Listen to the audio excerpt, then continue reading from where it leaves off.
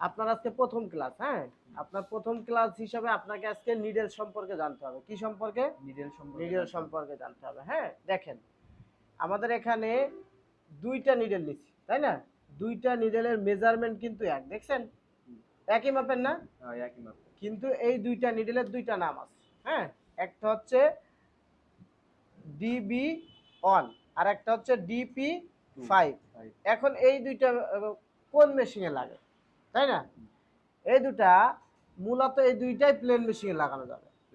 হ্যাঁ, এখন কখন লাগানো যাবে দেখেন, এটা মূলত হচ্ছে প্লেন মেশিনের যদি DB1 এর বার হয় তাইলে এটা লাগানো যাবে। আর যদি DB1 এর বারে আপনি DB5 লাগাইতে যান তাহলে কিন্তু লাগবে না।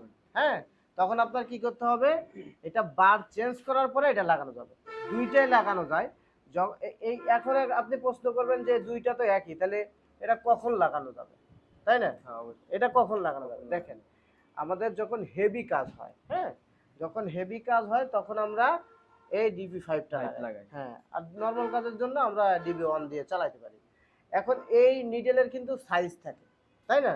যেমন এটার, হ্যাঁ, এটার 7 হইতে পারে, 9 হইতে পারে, 11 হইতে পারে, 16 হইতে পারে, 18 হইতে পারে, 20 হইতে পারে, 22 হইতে পারে। এখন এইগুলা কখন লাগাইতে হয়, তাই না? এখানে প্রশ্ন কি, এগুলা কখন লাগাইতে হয়? যেহেতু আপনি ট্রেনিং সেন্টারে কাজ শিখতেছেন, আপনাকে প্রশ্ন করে করে আগাইতে হবে। হ্যাঁ, আপনি যত প্রশ্ন করবেন তত আগাইতে পারবেন, ঠিক আছে? তাহলে এগুলো কখন লাগাইতে হয়, আমরা এগুলো লাগাই হচ্ছে আপনার ফেব্রিজের উপরে ডিপেন্ড করে। নিডে যদি নিট কাপড় হয়, ওখানে আপনি যদি 16 বা 18 লাগান তাহলে তো এই কাপড়টা ফেটে যাবে। আবার যদি আপনি দেখা যায় যে আপনার ডেনিম কাপড়, ওইখানে আপনি 14 লাগাইছেন তাহলে তো ভেঙে যাবে, তাই না? তাহলে এটা কখন হয়, কাপড়ের উপরে। এটা হচ্ছে কাপড়ের উপর ডিপেন্ড করে। কাপড়ের উপরে ডিপেন্ড করে। আর এই দুটোটাই প্লেন মেশিনে লাগানো যাবে যদি আপনি বার চেঞ্জ করেন। বার চেঞ্জ করেন। এতটুকু ক্লিয়ার বুঝছেন? হ্যাঁ।